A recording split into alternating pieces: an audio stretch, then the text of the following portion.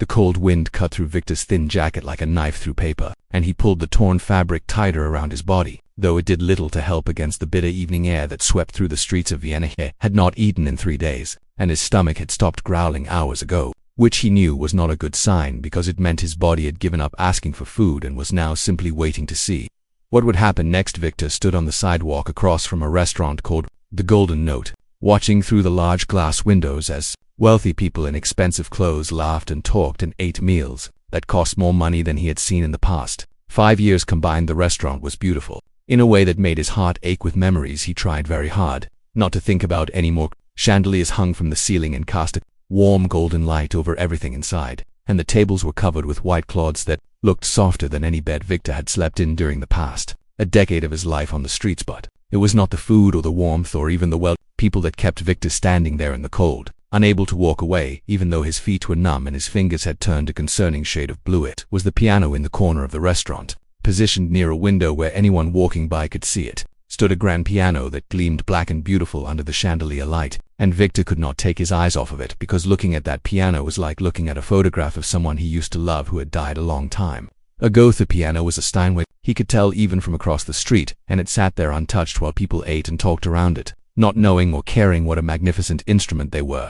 Ignoring Victor's fingers twitched inside the pockets of his jacket, and he felt a sensation he had not felt in 15 years. A pull toward the keys that was so strong it almost frightened him. Once upon a time, before everything fell apart, Victor Antonov had been somebody. He had performed in the greatest concert halls in the world, from Vienna to Paris to New York to Tokyo, and people had paid hundreds of dollars just to hear him play for 2 hours. And critics had called him a genius, a master, a once-in-a-generation talent who played the piano like he was having a conversation with God. That was a long time ago, in a life that felt like it had belonged to someone else. Someone who had died in a car accident along with his wife Marina and his 7-year-old daughter Sophia. Even though technically Victor's body had survived, he had walked away from the crash with a damaged left hand and a destroyed soul. And he had decided that day that Victor Antonov, the pianist, was dead, and whoever was left did not deserve to make music ever again. For 15 years he had kept that promise to himself. He had given away all his money to charity because he could not stand to look at it, and he had thrown away his awards and burned his press clippings and walked away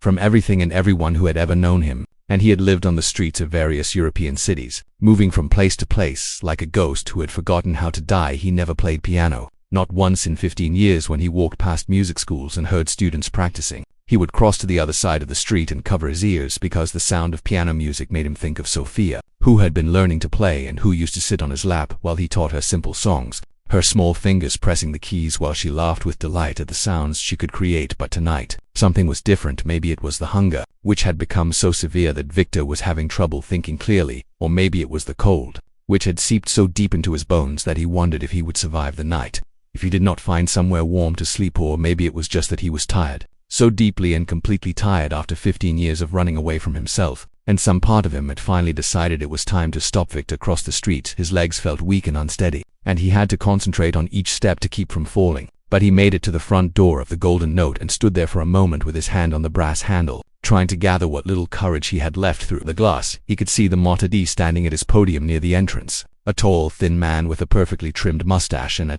suit that probably costs more than Victor had earned in his entire life as a homeless person. Victor knew what he looked like because he had seen his reflection in shop windows, and he knew that the moment he walked through that door, every person in that restaurant would look at him with disgust and pity and fear, the way people always looked at homeless men who wandered into places where they did not belong. But he also knew that if he did not eat something soon, he would collapse on the street tonight and probably not wake up tomorrow. And while there had been many times over the past 15 years when that outcome had seemed acceptable or even welcome, tonight, for some reason, he found that he wanted to live. He wanted to live, and more than that, he wanted to play that piano. The desire had come out of nowhere, rising up from some deep place inside him that he thought had died along with Marina and Sophia, and it was so strong that his hands were shaking and his eyes were filling with tears that he had to blink away because he could not afford to look even more pathetic than he already did. Vic took a deep breath of the cold night air, feeling it burn in his lungs, and then he pulled open the door and stepped inside the Golden Notes. The warmth hit him first, wrapping around him like an embrace, and for a moment he just stood there in the entrance, letting the heat soak into his frozen body while the sounds of clinking glasses and quiet conversation and soft background music washed over him. Then the Mata D looked up from his podium and saw Victor standing there, and his expression shifted from professional welcome to barely concealed horror in less than a second. Victor watched the man's eyes travel from his matted gray hair to his dirty, unshaven face to his torn jacket to his worn-out shoes that had holes in the soles, and he saw the moment when the Mata D decided that this person did not belong here and needed to be removed. Immediately, but before the man could speak, before he could call for security or demand that Victor leave, Victor raised his hand and pointed across the restaurant to the beautiful Steinway piano that sat unused in the corner and, in a voice that was rough from disuse and weak from hunger but still somehow steady, Victor asked the question that would change everything. Please, he said, may I play your piano in exchange for something to eat?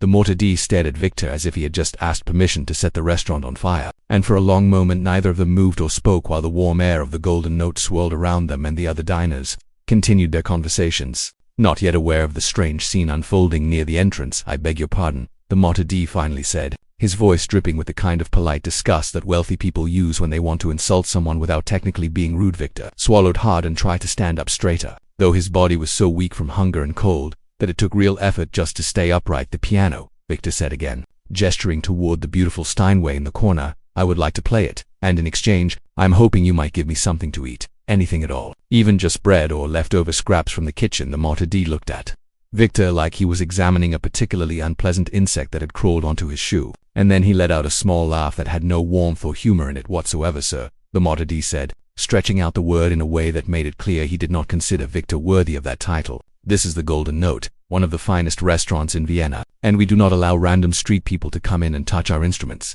and I must ask you to leave immediately before you disturb our guests. Victor knew he should turn around and walk away because he had experienced this kind of rejection hundreds of times over the past 15 years, and he knew that arguing would only make things worse. But something kept his feet planted on the floor, some stubborn spark of something that might have been pride or desperation, or maybe just the simple fact that he was too hungry and tired to care about dignity anymore. Please, Victor said, and he hated how his voice cracked on the word, hated how pathetic and desperate he sounded. I am very hungry, and I can play. I promise I can play well, and I will not bother anyone. I will just play one piece and then I will leave. Please. By now some of the diners at the nearby tables had noticed the commotion, and Victor could feel their eyes on him, could hear the whisper starting to spread through the restaurant like ripples in a pond. Is that a homeless man? Someone murmured. What is he doing in here? Another voice added, someone should call the police. A woman said loudly enough for Victor to hear, and he felt his face burn with shame. Even though he had thought he was long past caring what people thought of him, the Mata D opened his mouth, probably to call for security or to threaten Victor with arrest, but before he could speak, another voice cut through the murmurs of the crowd. Wait a moment. Friedrich. Victor turned to see a large man in an expensive gray suit approaching from the back of the restaurant, and based on the way the Mata D immediately straightened up and became even more stiff and formal, Victor guessed that this was the owner or manager of the Golden Note. The man was perhaps 50 years old with silver hair and a round red face that suggested he enjoyed the food at his own restaurant quite a bit, and he was looking at Victor with an expression that was not quite disgust but was definitely not kindness either. What seems to be the problem here? The man asked, though it was clear from his tone that he already knew exactly what the problem was. This person, the Mata D said, gesturing at Victor with obvious contempt, walked in off the street and asked if he could play our piano in exchange for food. I was just about to have him removed. The owner looked at Victor for a long moment, his small eyes traveling up and down, taking in every detail of his ragged appearance, and then a slow smile spread across his face that made Victor's stomach turn, even though he did not understand why. Well now, the owner said, that is quite an unusual request, is it not? He turned to look at the other diners, many of whom had stopped eating entirely and were now watching the scene with open curiosity, and Victor realized with a sinking feeling that the owner was not going to help him. He was going to use him for entertainment. Ladies and gentlemen, the owner announced in a loud voice that carried across the entire restaurant, it seems we have a special guest tonight. This gentleman here has offered to play our piano in exchange for a meal. What do you think? Should we let him try? There was a ripple of laughter through the restaurant, the cruel kind of laughter that comes from people who have never known hunger or cold or desperation, people who think that poverty is a kind of moral failure and that homeless people exist only to make them feel better about their own comfortable lives. Oh yes, let him play. A woman in a red dress called out from a nearby table, I could use some entertainment with my dinner. This should be amusing, her companion added. A man with slicked back hair and a golden watch that caught the light. More laughter followed, and Victor felt something shrank inside his chest because he understood now what was happening. They were going to let him play, but only because they expected him to fail, only because they wanted to watch a dirty homeless man embarrass himself for their amusement. The owner was smiling broadly now, clearly pleased with himself for turning an awkward situation into a moment of entertainment for his wealthy guests. Very well then, the owner said, gesturing grandly toward the piano. Our guest has asked to play for his supper, and who are we to deny such a humble request? "Please, sir, show us what you can do." Victor stood frozen in place, suddenly terrified in a way he had not expected. For 15 years he had not touched a piano, had not even allowed himself to think about playing, and now he was being invited to perform in front of a room full of people who were already laughing at him, already certain that he would fail. His hands were trembling, and he looked down at them, at the scarred left hand that had been damaged in the car accident, and he wondered if he could even still play, wondered if his fingers would remember what to do after so many years of neglect. Well, the woman in the red dress called out, "Are you going to play or just stand there looking pathetic?" More laughter, louder this time, and Victor felt his face burning with humiliation. But underneath the shame there was something else rising up, something hot and fierce that he had not felt in a very long time. It was anger at these people who thought they were better than him, just because they had money and nice clothes. Anger at the owner who was using his desperation as entertainment. Anger at the whole world that had taken everything from him and left him with nothing but hunger and cold, and loneliness. And underneath the anger, buried so deep that Victor had almost forgotten it existed, there was something else. There was love. Love for the music that had once been his whole life. Love for the piano that had been his voice when words failed him. Love for the art that had brought him and Marina together all those years ago. Love for the simple songs he had taught Sophia while she sat on his lap and laughed with joy. Victor took a deep breath and began walking toward the piano. The crowd parted to let him through, some people pulling their chairs back as if they were afraid his poverty might be contagious. And Victor ignored them all, ignored the whispers and the snickers and the cruel smiles, because his eyes were fixed on the Steinway and nothing else mattered. He reached the piano and stood beside it for a moment, running his damaged hand along the smooth black surface, feeling the cool wood beneath his fingertips, and something inside him that had been locked away for 15 years began to stir. "This should be good," someone muttered sarcastically. "I bet he does not even know which end is which," another voice added. Victor ignored them. He pulled out the bench and sat down slowly, adjusting his position the way he had done thousands of times before in concert halls around the world. And he lifted the lid that covered the keys and looked down at the black and white pattern that had once been more familiar to him than his own face. His fingers hovered over the keys, trembling slightly, and the room fell silent because everyone was waiting to see what would happen, waiting to see if this pathetic homeless man would make a fool of himself. Victor closed his eyes and thought of Marina, thought of Sophia, thought of all the years of pain and loss and loneliness, and then he placed his fingers on the keys and began to play. The first note rang out through the Golden Note restaurant like a bell calling people to prayer, and Victor felt something break open inside his chest, something that had been locked away for 15 years behind walls of grief and guilt and self-punishment. It had chosen to play Chopin's Ballade No. 1 in G minor, one of the most difficult and beautiful pieces ever written for piano, a piece he had performed dozens of times in concert halls around the world back when he was still Victor Antonov, the famous pianist, instead of Victor, the homeless man who could not remember the last time someone had spoken to him with kindness. Opening notes were slow and questioning, like someone asking a question they were afraid to hear the answer to, and Victor let his fingers find their way across the keys almost without thinking. Muscle memory taking over after all these years, like water finding its way downhill. Someone in the restaurant laughed, a short, nervous sound that cut through the music like a knife, and Victor heard a woman whisper to her companion that this was going to be embarrassing. But he did not care because he was already falling into the music, already disappearing into that place he used to go when he performed, that sacred space where nothing existed except the notes and the emotion and the story he was trying to tell. The melody began to build, growing stronger and more confident with each measure, and Victor felt his damaged left hand responding to his commands in ways he had feared it never would again, the fingers stretching and reaching and pressing with a precision that surprised him, because he had spent 15 years believing that part of his life was over forever in the restaurant. The laughter had stopped. Victor did not open his eyes to see what was happening because he did not need to see. He could feel the change in the room, could feel the moment when the audience stopped expecting failure and started listening, really listening, to what he was playing. The ballade moved into its first passionate theme, a sweeping emotional melody that Chopin had written almost 200 years ago, to tell a story about love and loss and the pain of exile, and Victor poured everything he had into those notes, all the grief he had carried for 15 years, all the guilt about surviving when Marina and Sophia had not, all the loneliness of sleeping in doorways and begging for scraps and being invisible to a world that they walked past him every day without seeing him. His fingers danced across the keys with a speed and precision that seemed impossible for hands that had not practiced in over a decade.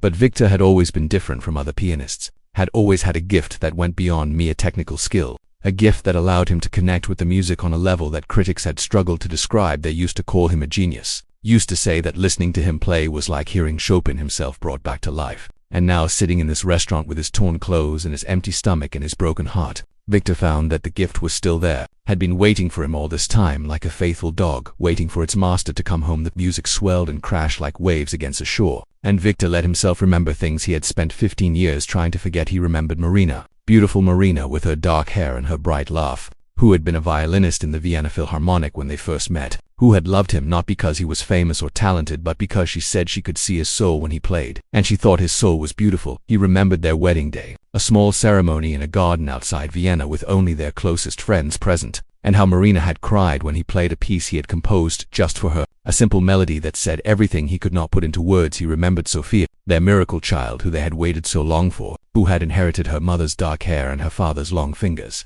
who used to climb onto his lap at the piano and press random keys while he played, creating what she called duets that made them both laugh until their stomachs hurt. He remembered the last morning he saw them alive, a bright spring day when Marina had kissed him goodbye and told him she was taking Sophia to a music lesson, and Sophia had hugged him around the neck and whispered that she was going to practice extra hard so she could play a concert with Daddy. Someday he remembered the phone call that came 3 hours later, the voice of a doctor telling him there had been an accident, that a truck had run a red light and hit their car on the driver's side, that Marina was dead and Sophia was dead, and so how Victor's world had ended while he was sitting in his studio looking at the piano that would never again be touched by those 4 hands he loved. More than his own life, the music reached its most intense passage, the notes coming faster and faster, and Victor felt tears streaming down his face, but he did not stop playing because the music was the only thing keeping him from drowning in the memories, the only thing that had ever been able to hold all the pain he carried without breaking under its weight. In the restaurant, no one was laughing anymore, no one was whispering or making cruel jokes or looking at Victor with disgust. The woman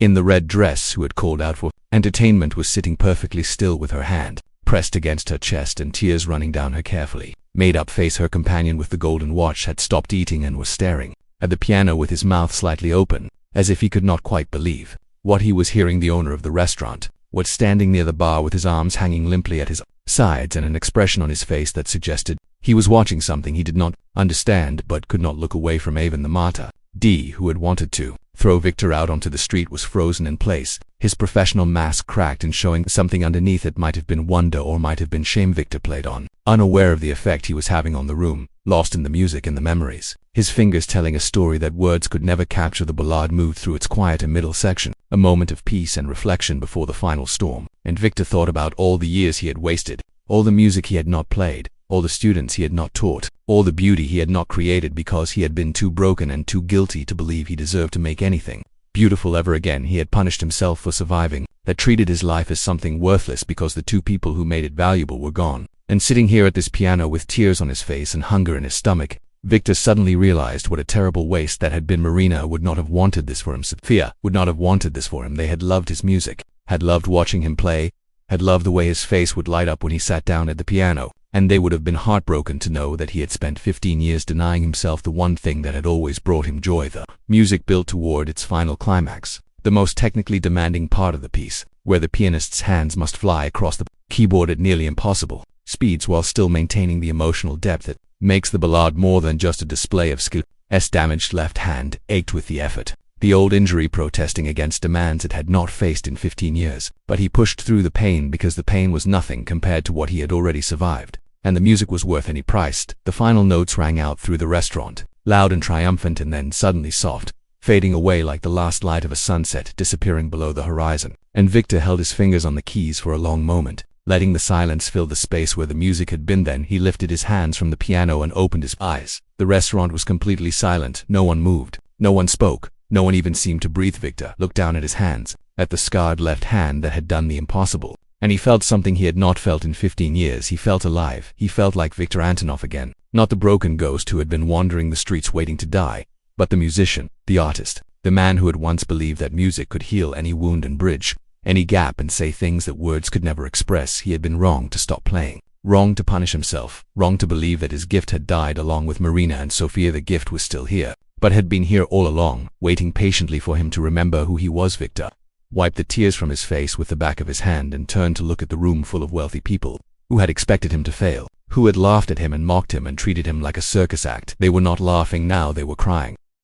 The silence that filled the golden note after Victor lifted his hands from the piano was unlike any silence the restaurant had ever known. It was not the polite quiet between courses or the respectful hush when an important guest was speaking. This was something deeper, something almost sacred, the kind of silence that falls over a place when something holy has happened and no one quite knows what to say. Victor sat at the piano bench with his heart pounding in his chest and his hands trembling in his lap, and he did not know what to do next because he had not planned beyond this moment. had not thought about what would happen after the music stopped. He had simply played, had poured out everything inside him onto those black and white keys. And now he was empty in a way that felt both terrifying and strangely peaceful.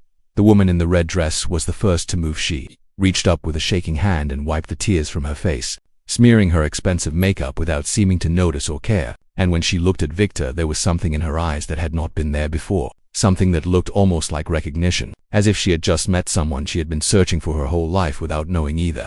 Companion with the golden watch was staring at Victor with his mouth still slightly open, and when he finally closed it and swallowed hard, Victor could see his Adam's apple bobbing up and down like he was trying not to cry all around the restaurant. People were wiping their eyes and clearing their throats and looking at each other with expressions of confusion and wonder, as if they had all just woken up from a dream and were trying to figure out if what they had experienced was real. An elderly woman at a table near the window had both hands pressed against her heart, and tears were streaming freely down her wrinkled cheeks. Making no attempt to hide them or wipe them away, Victor watched as she turned to the young man sitting across from her, probably her grandson based on the resemblance, and said something too quiet for Victor to hear. But the young man nodded and put his hand over hers with a gentleness that made Victor's throat tighten. Something had changed in this room, Victor realized. Something had shifted in the air itself, and he had been so lost in the music that he had not even noticed it happening. These were the same people who had laughed at him just minutes ago. The same wealthy patrons who had made cruel jokes about his appearance and expected him to fail for their entertainment. But they were not the same people anymore.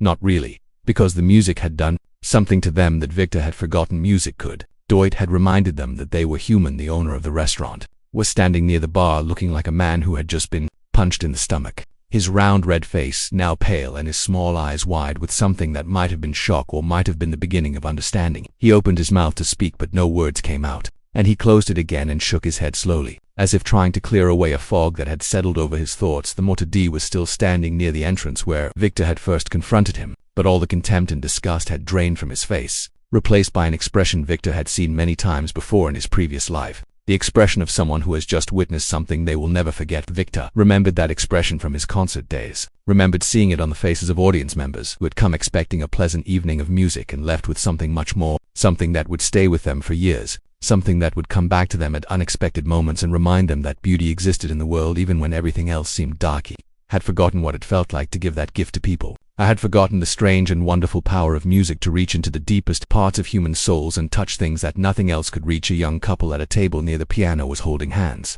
and Victor noticed that their fingers were intertwined so tightly that their knuckles had turned white. And when he looked at their faces, he saw that they were both crying silently, tears running down their cheeks as they stared at each other with expressions of raw emotion that suggested they had just remembered something important about why they were together. Victor did not know their story, did not know if they had been fighting or distant or simply going through the motions of a relationship that had lost its spark, but he could see that something had changed between them in the last 8 minutes. Something had been opened up or healed or remembered, and the music had been the key that unlocked it. This was what music could do, Victor thought.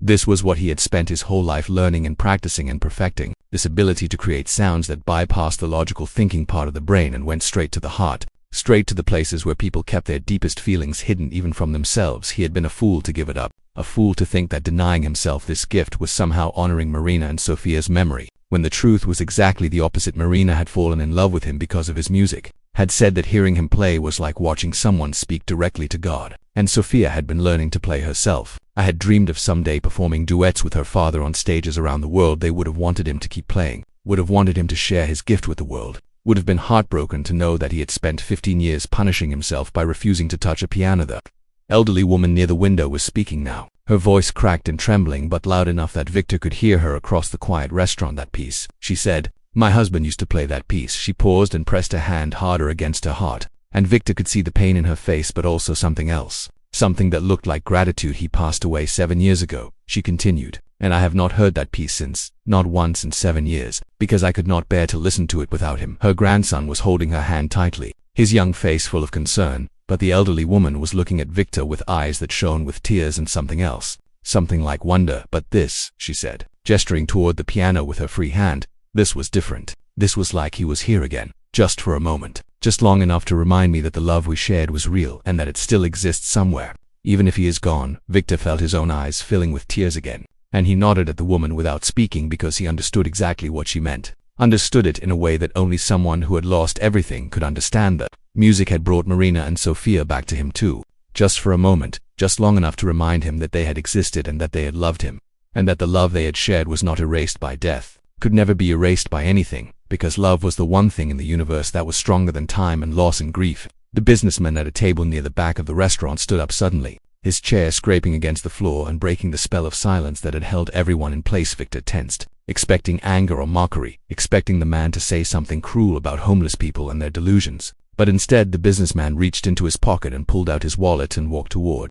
the piano with purpose in his stride. When he reached Victor, he stopped and looked down at him for a long moment. And Victor could see that this was a man who was not used to being emotional, a man who probably spent his days making hard decisions and hiding his feelings behind a mask of professional competence. But the mask was gone now, stripped away by 8 minutes of music that had reached past all his defenses and touched something he had probably forgotten existed. "I have not cried in 20 years, the businessman said, and his voice was rough with emotion. "Not since my mother died, and I promised myself I would never cry again because crying was weakness and I could not afford to be weak." He paused and shook his head slowly, as if he could not quite believe what he was about to say. "But you made me cry," he continued, "and I do not even know why. I do not know what it was about that music that broke through all my walls, but it did. And I feel like I have been carrying something heavy for 20 years and you just helped me put it down." He reached out and pressed something into Victor's hand, and when Victor looked down he saw that it was money, more money than he had held in years. "Enough to buy food for a month or more, thank you," the businessman said, and then he turned and walked back to his table and sat down heavily in his chair and put his face in his hands. Other people were standing now, moving toward the piano, and Victor realized with a growing sense of disbelief that they wanted to talk to him, wanted to thank him, wanted to share what the music had made them feel. The woman in the red dress was approaching with tears still wet on her face. The young couple was standing up from their table, still holding hands. Ivan the Martyr had left his post near the entrance and was walking slowly toward the piano with an expression on his face that Victor would never forget, an expression of shame and wonder and something that looked almost like reverence. Something extraordinary had happened in this restaurant, something that Victor had not planned and could not fully explain. And as he looked around at all these people who had been transformed by 8 minutes of music, the businessman's gestures seemed to break something open in the restaurant, like the first crack in a dam that suddenly releases a flood of water that had been held back for too long before Victor could fully process what was happening. Another person stood up, then another, and suddenly the whole restaurant was rising to its feet in a wave of movement that swept across the room.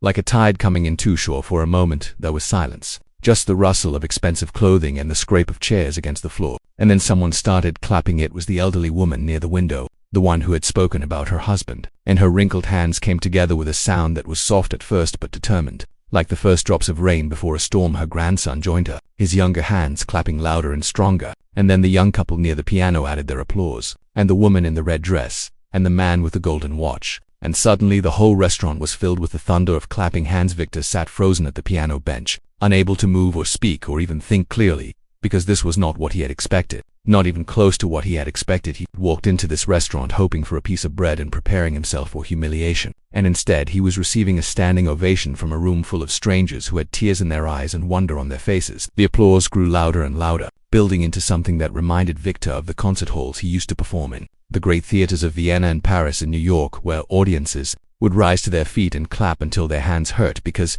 they could not find any other way to express what the music had made them feel. But this was different from those concert halls, Victor realized, because those audiences had come expecting to be moved, had paid money specifically to hear beautiful music played by a famous pianist, and their standing ovations, while genuine, had always felt somewhat predictable. These people had expected nothing they had looked at.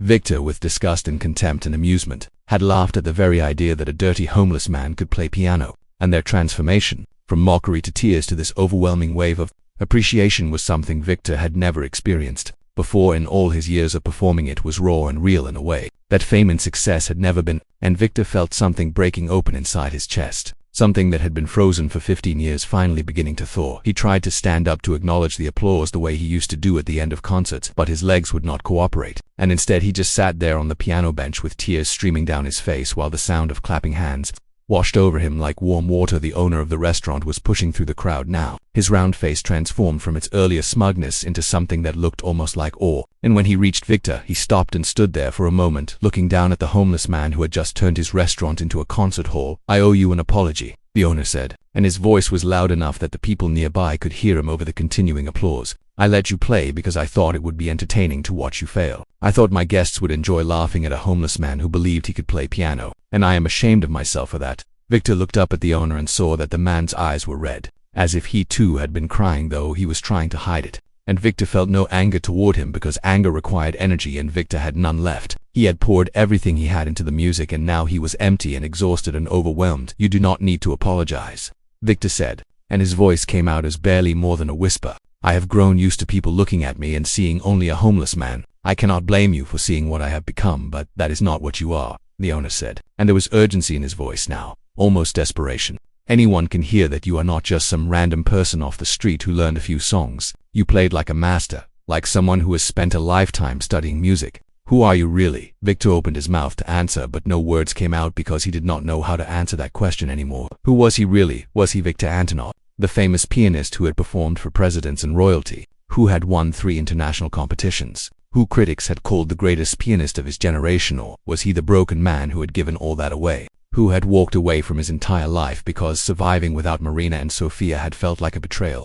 who had spent 15 years trying to disappear until he had almost succeeded? The applause was finally beginning to fade now, people lowering their tired hands and returning to their seats, but no one was going back to their meals. Everyone was still watching Victor with expressions of curiosity and wonder. The Marta D, who had wanted to throw Victor out, was standing nearby with a glass of water that he offered with hands that trembled slightly, and Victor accepted it gratefully and drank deeply because his throat was raw from the emotions that had passed through it. "Please." A woman's voice called out from the crowd. "What is your name? Where did you learn to play like that?" Other voices joined in, asking similar questions, and Victor could feel the weight of all their attention pressing down on him like a physical force. He was not ready for this, not ready to explain himself or tell his story or reveal who he used to be, not ready to become Victor Antonov again after so long as nobody at all. But then he thought about Marina and Sofia, thought about what they would want him to do, and he knew the answer without having to think about it. They would want him to stop hiding. They would want him to accept the love and appreciation these strangers were offering, would want him to let himself be seen and known and valued again, because that was what love meant, being willing to be vulnerable, being willing to let people in even when it was terrifying. Victor took a deep breath and looked around the restaurant at all these people who had been transformed by his music, people who had come in as strangers and somehow become witnesses to his resurrection, and he felt something shift inside him, some final wall crumbling that he had not even known was still standing. "My name is Victor," he said, and his voice was stronger now. "Victor, and I used to be a concert pianist a long time ago, before everything fell apart." A gasp went through the crowd, and Victor saw several people reaching for their phones, probably looking up his name to see if what he was saying was true, and he knew that soon everyone would know who he was, or rather who he had been. "I have not played in 15 years, Victor continued. "Not since the day I lost my wife and daughter in a car accident, and I thought I would never play again. Thought that part of me had died along with them." He paused and looked down at his hands, at the scarred left hand that had somehow remembered how to dance across the keys after so long. "But tonight I was hungry," he said simply, "so hungry that I was willing to do something I had promised myself I would never do again. And I asked if I could play in exchange for food. And you all laughed at me because you thought I would fail. You thought it would be funny to watch a homeless man embarrass himself." Several people in the crowd lowered their eyes with shame, but Victor held up his hand to stop them from apologizing. "No, please, do not feel bad about that, because you were right to laugh. Look at me. I look like someone who cannot even take care of himself. Why would anyone believe I could play Chopin like a master?" He smiled for the first time in what felt like years, a small, tired smile, but a real one. "The truth is, I did not believe it myself. I sat down at that piano not knowing if my hands would remember what to do, not knowing if the gift I once had was still there, or if it had disappeared along with everything else.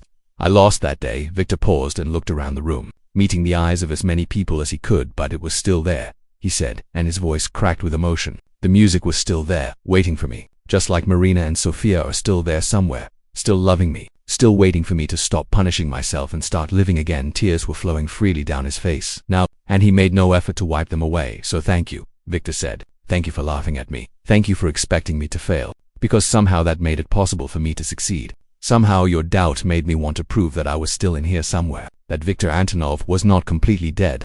He pressed his hand against his chest where his heart was beating hard.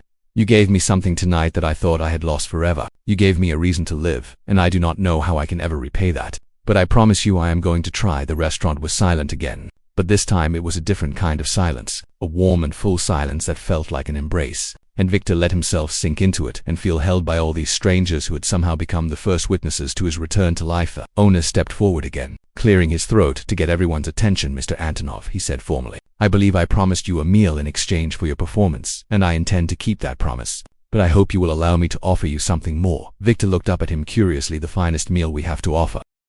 The murmurs that rippled through the golden note after Victor spoke his name grew louder as people began searching on their phones, and within moments the restaurant was filled with gasps of recognition and disbelief as the truth of who he was spread from table to table like wildfire through dry grass. Viktor Antonov was not just a pianist, he was a legend. He was the man who had won the international Chopin competition at the age of 22, the youngest winner in the history of that prestigious event, and he had followed that triumph with victories at the Van Cliburn competition and the Queen Elizabeth competition. Becoming the first pianist ever to win all three major international competitions, he was the man whose recordings had sold millions of copies around the world, whose concerts had sold out within minutes of tickets going on sale, whose interpretations of Chopin and Liszt and Rachmaninoff had been called definitive by critics who rarely agreed on anything, and he was the man who had vanished 15 years ago, disappearing so completely that many people assumed he had died, because no one could imagine that such a brilliant star would simply walk away from everything and become nothing. A woman near the back of the restaurant let out a small cry as she stared at her phone screen,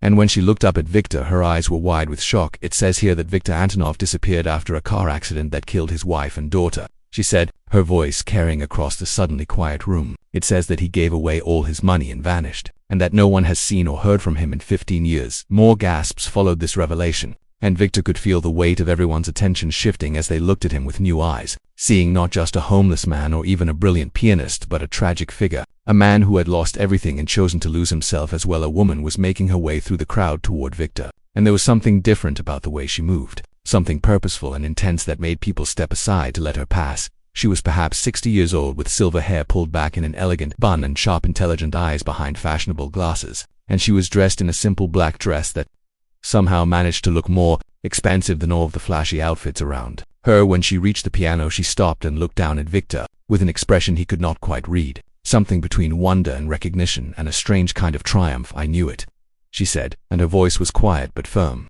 "I knew it from the first few measures. I said to my colleagues, that is not some amateur who learned to play by ear. That is someone who trained at a conservatory, someone who studied under masters, someone who has performed professionally." Viktor looked up at her and felt a flicker of something that might have been recognition, though he could not quite place where he might have seen her before. "Forgive me," he said, "but do I know you?" The woman smiled, and there was warmth in it, but also a hint of sadness. "We have never met," she said, "but I know you, or rather I knew of you. I attended your performance at the Musikverein in 2008, the night you played all for Chopin ballades, and I have never forgotten it.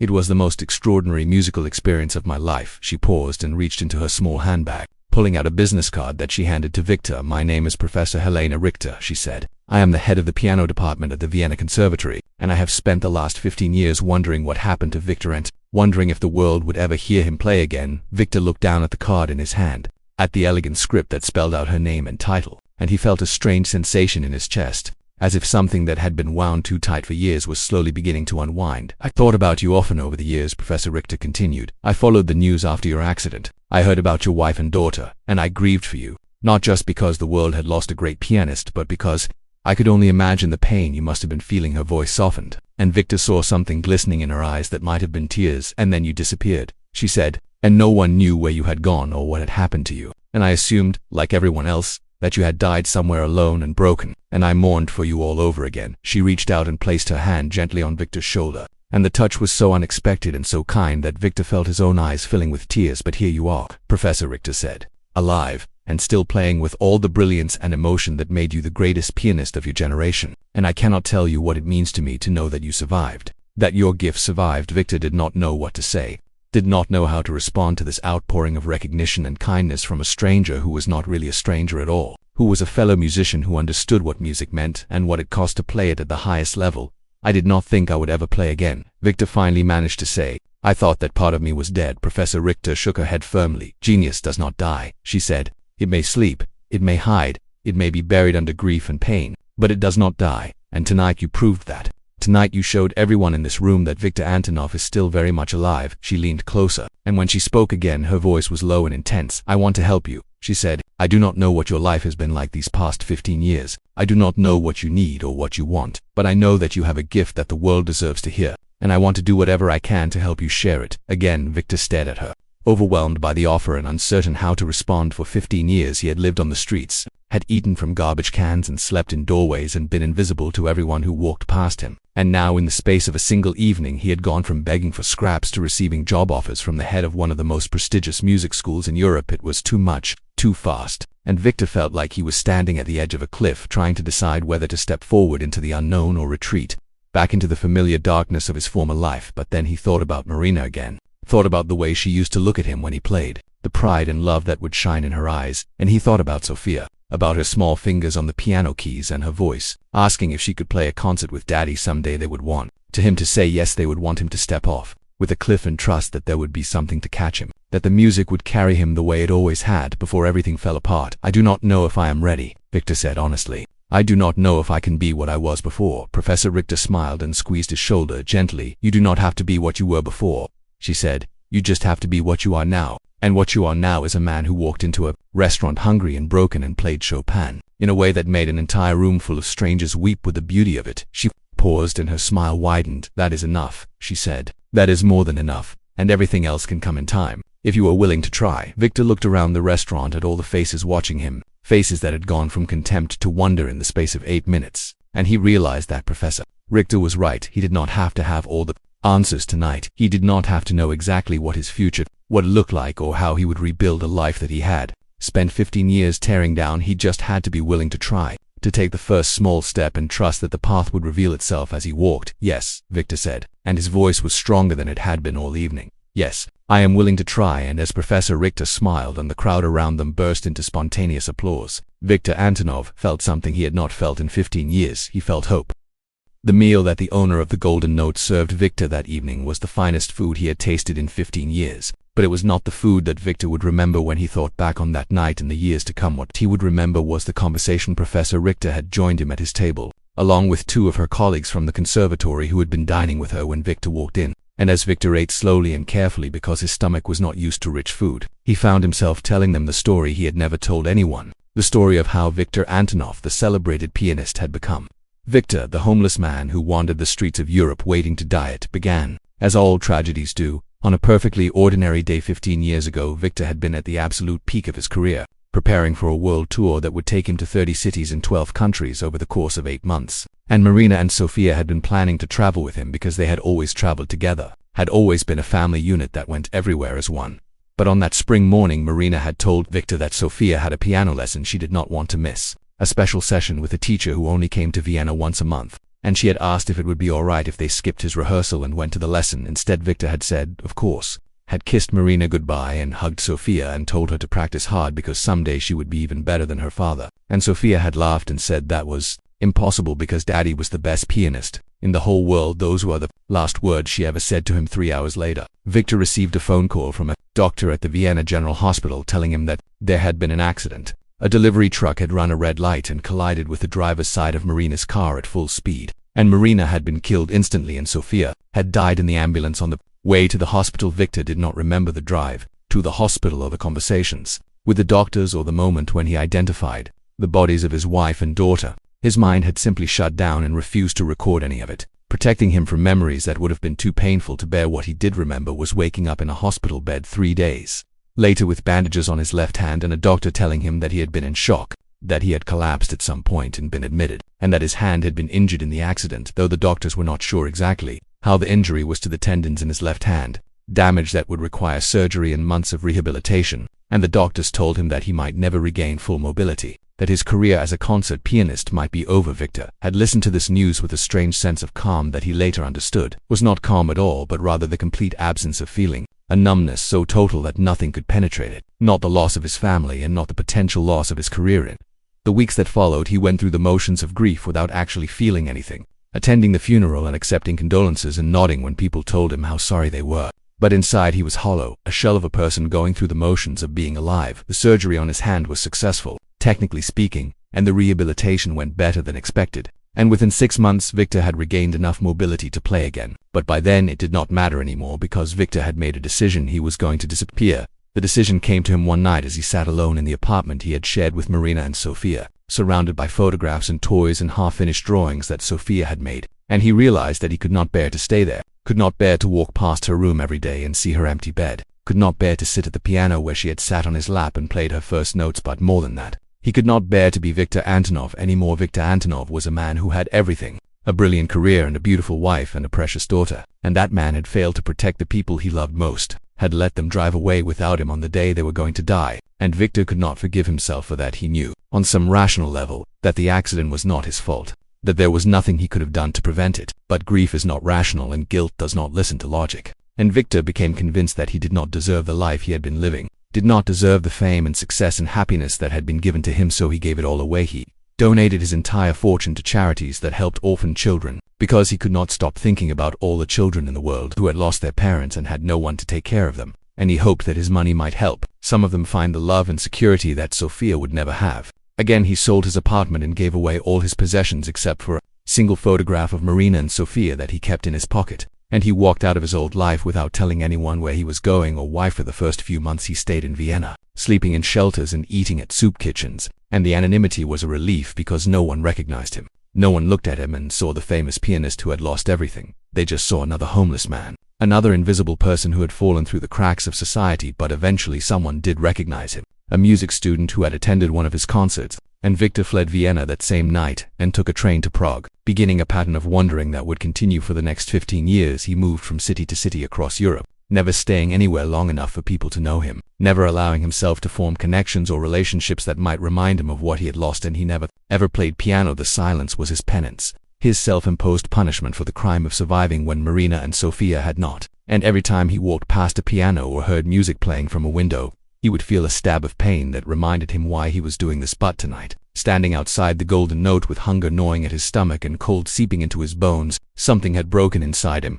Some final barrier had crumbled, and he had found himself drawn to that piano like a moth to a flame, unable to resist any longer. I thought I was being strong, Victor told Professor Richter and her colleagues as he finished his story. I thought I was honoring Marina and Sophia by punishing myself, by denying myself the music that had brought us together. But now I see that I was just running away, just hiding from the pain instead of facing it. Professor Richter reached across the table and placed her hand over his, and her eyes were full of compassion. Grief makes us do strange things, she said gently. It twists our thinking and convinces us that suffering is the same as love, that we can prove how much we cared by how much we are willing to hurt. She paused and squeezed his hand. But that is not what the people we love would want for us, she continued. They would want us to live, to find joy again, to honor their memory by creating beauty instead of destroying ourselves. Victor nodded slowly, feeling the truth of her words settling into his heart like seeds falling on soil that had been barren for too long. Marina used to say that my music was a gift from God, he said quietly. She said that I had a responsibility to share it with the world, that keeping it to myself would be selfish. He looked down at his scarred left hand, at the fingers that had somehow remembered how to play after 15 years of silence. I think she would be very angry with me if she knew what I had done, he said, and a small, sad smile crossed his face. She had a terrible temper when she thought I was being foolish. Professor Richter smiled back at him. Then perhaps it is time to stop being foolish, she said. Perhaps it is time to honor her memory by doing what she would have wanted you to do. Victor took a deep breath and let it out slowly, feeling something shift inside him, some final resistance crumbling away. Yes, he said, I think it is time. And for the first time in 15 years, Victor Antonov allowed himself to imagine a future that was not just about surviving until he died. He allowed himself to imagine a future where he might actually live. As Victor finished the last bite of his meal, a rich chocolate dessert that tasted like something from another world after years of stale bread and soup kitchen portions, he became aware that a line had formed near his table. People were waiting to speak with him. The first was the elderly woman who had spoken earlier about her husband, and she approached Victor's table with her grandson's arm supporting her, her old eyes still wet with tears but shining with something that looked like gratitude. I wanted to thank you properly, she said, her voice trembling slightly. My Heinrich passed away 7 years ago, and he was a pianist too, not famous like you but talented in his own way, and he used to play that Chopin ballade for me on our anniversaries. She paused to dab at her eyes with a delicate handkerchief. After he died, I could not listen to it anymore, she continued. I would change the radio station if it came on. I would leave concerts if someone played it, because the memories were too painful. Victor nodded, understanding completely because he had done the same thing for 15 years, running from music because it reminded him too much of everything he had lost. But tonight, when you played it, something was different, the elderly woman said. Instead of pain, I do not know how to describe it. I felt like Heinrich was with me again, like he was sitting beside me listening to the music he loved. And for the first time since he died, I felt peaceful instead of sad. She reached out and took Victor's hand in both of hers, her grip surprisingly strong for someone so frail. You gave me my husband back, just for a few minutes, she said, and I will never be able to thank you enough for that gift. Victor felt his throat tighten with emotion, and he squeezed her hands gently. Thank you for telling me, he said. It helps to know that the music meant something to someone else, that it was not just for me. The elderly woman smiled and leaned forward to kiss him on the cheek, a gesture so motherly and warm that Victor felt tears spring to his eyes. And then she and her grandson moved away, and the next person in line stepped forward. It was the young couple Victor had noticed holding hands during the performance, and up close he could see that they were both in their late 20s, the man tall and dark-haired and the woman small and blonde with a spray of freckles across her nose. "We wanted to thank you too," the young man said, and his voice was rough with emotion. "My name is Thomas and this is my wife Emma, and we have been married for 3 years, but lately things have been, well, difficult." Emma nodded, her eyes glistening. "We have been fighting a lot," she admitted, "about stupid things mostly, money and work and whose turn it is to do the dishes, and we stopped really talking to each other, stopped remembering why we fell in love in the first place."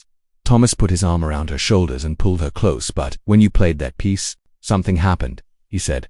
"I looked over at Emma and I saw her crying, and I realized that I could not remember the last time I had really looked at her, really seen her, and I started crying too because I remembered how much I love her and how close we had come to losing that." Emma reached up and wiped a tear from her husband's cheek with a tenderness that made Victor's heart ache. "We talked during dinner," she said, "really talked for the first time in months, and we decided that we are going to get help, see a counselor, work on our marriage before it is too late." She looked at Victor with an expression of pure gratitude. "Your music reminded us what we were fighting for," she said, "and we wanted you to know that." Victor felt a warmth spreading through his chest that had nothing to do with the food he had eaten, a warmth that came from realizing that his music had done what music was supposed to do. It had connected people, had healed wounds, had reminded human beings of their humanity. "I hope you find your way back to each other," Victor said, and he meant it with all his heart. "Love is too precious to let slip away." The young couple thanked him again and moved away, and Victor looked at the line of people still waiting to speak with him and felt overwhelmed by the realization that every single one of them had a story. Every single one of them had been touched by his music in some way. A teenager came forward next,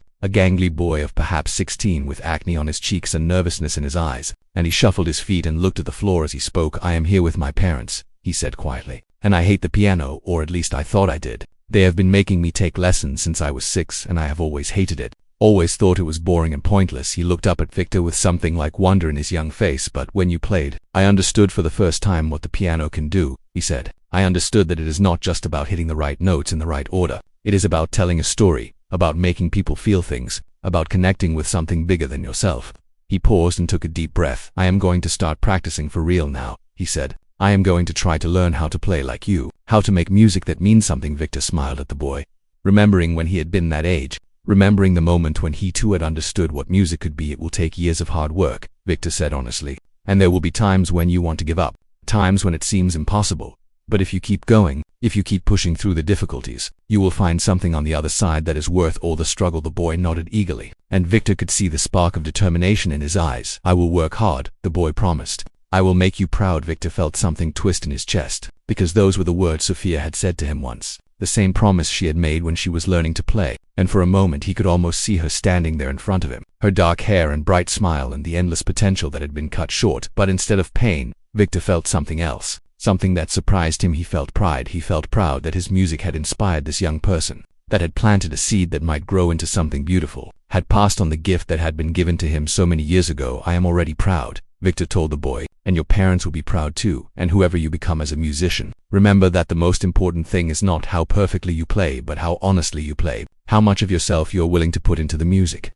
The boy smiled and thanked him and walked back to his parents' table with a new spring in his step, and Victor watched him go and felt something he had not felt in 15 years. He felt like a teacher. He felt like someone who had wisdom to share, experience to pass on, gifts to give to the next generation of musicians who would carry the torch forward after he was gone. Person after person came to his table throughout the evening, each with their own story of how the music had touched them, and Victor listened to every single one of them with his full attention, because he understood now that this was what his gift was for, not for fame or awards or standing ovations, but for these moments of connection between human beings, these instances where music became a bridge between souls that would otherwise remain strangers. By the end of the evening, Victor was exhausted but also filled with a strange kind of energy, a sense of purpose that he had not felt since before the accident. Professor Richter was still at his table, watching him with a small smile on her face. "You see now," she said quietly. "You see what you have been denying the world all these years." Victor nodded slowly. "I was so focused on my own pain," he said. "I never thought about all the people I might be able to help, all the hearts I might be able to touch." Professor Richter reached across the table and took his hand. "Tomorrow is a new day," she said, "and there are many hearts still waiting to be touched." Victor looked around the restaurant at all the people who had been moved by his music, at the staff who had stopped their work to listen, at the owner who was watching him with something like reverence in his eyes. "Yes," Victor said, "tomorrow is a new day, and for the first time in 15 years, he was looking forward to seeing what it would bring." The weeks that followed that night at the Golden Note were the strangest and most wonderful of Victor's life. A whirlwind of change and growth and healing that sometimes left him dizzy with the speed of it. Our Professor Richter had been true to her word and had helped him in ways he never could have imagined. Starting with the most basic necessity of all, a place to live, she had arranged for Victor to stay in a small apartment near the Vienna Conservatory. A simple two-room flat with a kitchen and a bathroom and most importantly a piano. An old upright that was not nearly as grand as the Steinway at the Golden Note but was beautiful to Victor's eyes because it meant he could play whenever he wanted. The first night in the apartment, Victor had sat at that piano for 3 hours straight, playing everything he could remember, pieces he had performed in concert halls and simple melodies he had made up for Sophia, and even scales and exercises he had not practiced since his student days. His fingers were stiff and clumsy at first, protesting against demands they had not faced in 15 years. But gradually the old muscle memory returned and Victor found himself playing with more freedom and joy than he had felt even at the height of his career, because now he was not playing for critics or audiences or awards. He was playing for himself, for the pure love of making music, and that made all the difference. The video of his performance at the Golden Note had spread across the internet like wildfire, shared millions of times by people who could not believe what they were seeing. A homeless man in tattered clothes playing Chopin like a master. And within days, Victor Antonov had become a name that everyone was talking about. News organizations from around the world wanted to interview him. Concert halls wanted to book him for performances. Record labels wanted to sign him to new contracts. And Victor was overwhelmed by all the attention after so many years of invisibility. Professor Richter helped him navigate this new world, acting as his unofficial manager and protector, turning down the offers that seemed exploitative and carefully considering the ones that might be worthwhile. You do not have to do anything you are not ready for, she told him again and again. You have already given the world a gift just by playing that night, and everything else is up to you. But Victor found that he wanted to do more, wanted to share his music with people who might benefit from hearing it, wanted to use the platform he had been given to make a difference in the world. The first thing he did was accept Professor Richter's offer to teach masterclasses at the Vienna Conservatory, working with advanced piano students who came from all over the world to study at one of Europe's finest music schools. Teaching was not something Victor had ever done before, and at first he was nervous about whether he would be any good at it, but he quickly discovered that he loved it. Loved watching young pianists struggle with difficult passages and then break through to new levels of understanding. Loved sharing the insights he had gained over decades of performance and study. Music is not about perfection, he would tell his students. It is about truth, about finding the emotion at the heart of every piece and communicating that emotion to your audience. And you cannot do that if you are afraid of making mistakes. You can only do that if you are brave enough to be vulnerable. The students loved him because he treated them with respect and kindness, because he remembered what it was like to be young and uncertain and desperately wanting to be great, and because his own story of loss and redemption inspired them to push through their own struggles. But Victor's greatest joy came from a program he created for underprivileged children, kids from poor families who could never afford piano lessons or instruments of their own, kids who reminded him of what Sophia might have become if she had been given the chance to grow up. He called the program Sophia's Keys in honor of his daughter, and he taught the classes himself every Saturday morning in a community center in one of Vienna's poorest neighborhoods. The children who came to those classes were shy at first, intimidated by this famous pianist who had come to teach them. But Victor quickly put them at ease with his gentle manner and endless patience, and soon the community center was filled with the sounds of small fingers pressing piano keys and children laughing with delight at the music they were learning to create. Everyone deserves the chance to make music, Victor would tell the parents who came to watch their children's lessons. Music is not a luxury for the wealthy. It is a fundamental human need, as important as food and shelter and love. The program grew quickly as word spread through the community, and soon Victor had more students than he could handle, which meant he needed to recruit other teachers, which meant he needed funding, which meant he needed to do something he had been avoiding since his return to public life. He needed to perform. The concert was scheduled for exactly 1 year after that night at the Golden Note, and it was held in the same restaurant where everything had begun. Though the event was very different from that first desperate performance, this time the tickets cost €300 each, and every penny went to the Sophia's Keys Foundation, the charitable organization Victor had created to fund music education for underprivileged children across Europe. This time Victor was not wearing tattered clothes but a simple black suit that Professor Richter had helped him choose, and his hair was neatly cut and his face was cleanly shaven, and he looked like what he was, a master pianist preparing to share his gift with the world. This time, the audience had not come expecting to laugh at a homeless man but had come hoping to hear music that would move them to tears, and they had paid generously for the privilege. But in one important way, nothing had changed. Victor still felt the same nervous excitement he had felt that first night, the same sense that something important was about to happen, the same connection to the music that had saved his life and given him a reason to keep living. The owner of the Golden Note, whose name Victor had learned was Franz, greeted him at the door with a warm handshake and eyes that still held a hint of wonder. "It is good to see you again," Franz said. and under such different circumstances, Victor smiled, remembering the contempt on France's face a year ago, remembering how far they had both come since that night. "Thank you for hosting this event," Victor said. "It means more than you know to be able to perform here again." Franz shook his head. "It is my honor," he said. "After what you did that night, after what you taught me about judging people by their appearance, it is the least I can do." He paused and his expression grew serious. "You changed something in me that night," he admitted. "You made me see how cruel I had been, how quick I was to dismiss people who did not look the way I thought they should look. And I have tried to be better since then, tried to treat everyone who comes through my doors with the same respect, regardless of how they are dressed or where they come from." Victor put his hand on Franz's shoulder. "That is the best thank you I could ever receive," he said. "That is what music is supposed to do, change hearts and open minds." Franz smiled and gestured toward the dining room where the audience was already seated. "They are waiting for you," he said. Victor took a deep breath and walked into the room that had witnessed his resurrection. And as the audience rose to their feet in a standing ovation before he had even played a single note, he felt Marina and Sophia with him, felt their love surrounding him like a warm embrace. "Thank you all for coming," Victor said when the applause had died down. "A year ago I walked into this restaurant ready to die, and I walked out ready to live, and that is because of the power of music to heal wounds that nothing else can touch." He paused and looked around the room at all the faces watching him with anticipation. "Tonight, I want to share some of that healing with you," he said, "and I want to dedicate this performance to my wife Marina and my daughter Sophia, who taught me that love is stronger than death and that music is stronger than grief." He sat down at the piano, the same Steinway he had played a year ago, and he placed his fingers on the keys. "This is for you," he whispered, too quietly for anyone but himself to hear. "This is for you, my darlings." And then he began to play. The music that flowed from Victor's fingers that night was unlike anything the audience had ever heard, and unlike anything Victor himself had ever played before. He began with the same piece he had played a year ago, Chopin's Ballade No. 1 in G minor, but this time it was different. This time there was no desperation in the notes, no hunger or cold or fear of dying alone on the streets. This time there was gratitude for the life he had been given, for the 15 years of wandering that had somehow led him back to this piano, for the strangers who had become friends and the pain that had become wisdom and the grief that had become love. The audience sat in perfect stillness as Victor played, hardly daring to breathe. And when the final notes of the ballad faded into silence, there was a long moment of perfect quiet before the applause began. But Victor did not stop there. He played piece after piece, Chopin and Liszt and Rachmaninoff and Beethoven, the music he had loved as a young man and the music he had learned to love during his year of resurrection. And between each piece he spoke to the audience about what the music meant to him and why he had chosen to play it. "This next piece is called Traumerei by Robert Schumann," Victor said at one point, "and it was the first piece my daughter Sophia ever learned to play. She practiced it for weeks until she could play it perfectly, and then she performed it for me and Marina on her 7th birthday." His voice caught slightly, but he continued, "She was so proud of herself that day, and we were so proud of her. And I have not been able to listen to this piece since she died because it hurt too much to remember." He paused and took a deep breath. "But tonight I am going to play it for you, not because it does not hurt anymore, but because I have learned that the hurt is part of the love, that you cannot have one without the other, and I would rather feel the pain of remembering Sophia than feel nothing at all."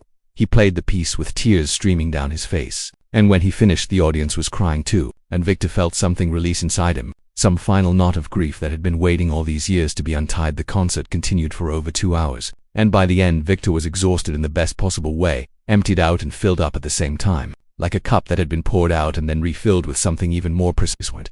He finally stood up from the piano and turned to face the audience. They rose as one in a standing ovation that seemed to go on forever, waves of applause crashing over him like the ocean against a shore. But the moment Victor would remember most from that night came after the concert was over, after the audience had finally stopped clapping and started making their way to the exits. A small girl approached him, perhaps 8 years old, with dark hair and bright eyes that reminded him so much of Sophia that his heart nearly stopped. She was holding a piece of paper in her hands, and when she reached Victor she held it out to him shyly. "I made this for you," she said in a small voice. Victor took the paper and looked at it, and he saw that it was a drawing of a man at a piano, a simple child's drawing with wobbly lines and too many fingers on the hands. But underneath the man, the girl had written words that made Victor's eyes fill with tears. "Thank you for the music, Mr. Victor. You make my heart happy." Victor knelt down so he was at eye level with the girl, and he held the drawing carefully as if it were the most precious thing in the world, because in that moment it was. "What is your name, little one?" he asked. "Sophia," the girl said. With an F. Victor felt something shift inside him, something click into place, like the final piece of a puzzle. He had not even known he was solving. Sophia with an F. A little girl with dark hair and bright eyes who loved music and drew pictures and made his heart happy.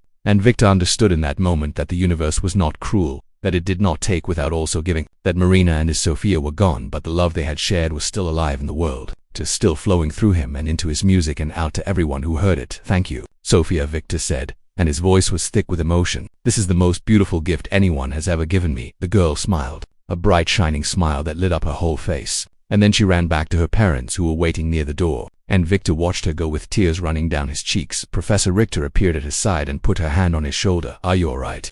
she asked gently. Victor nodded, still holding the drawing, still watching the door where Sophia and her parents had just disappeared. "I am better than all right," he said. "I am exactly where I am supposed to be." He turned to look at the piano, at the instrument that had been his voice and his salvation and his connection to everything that mattered.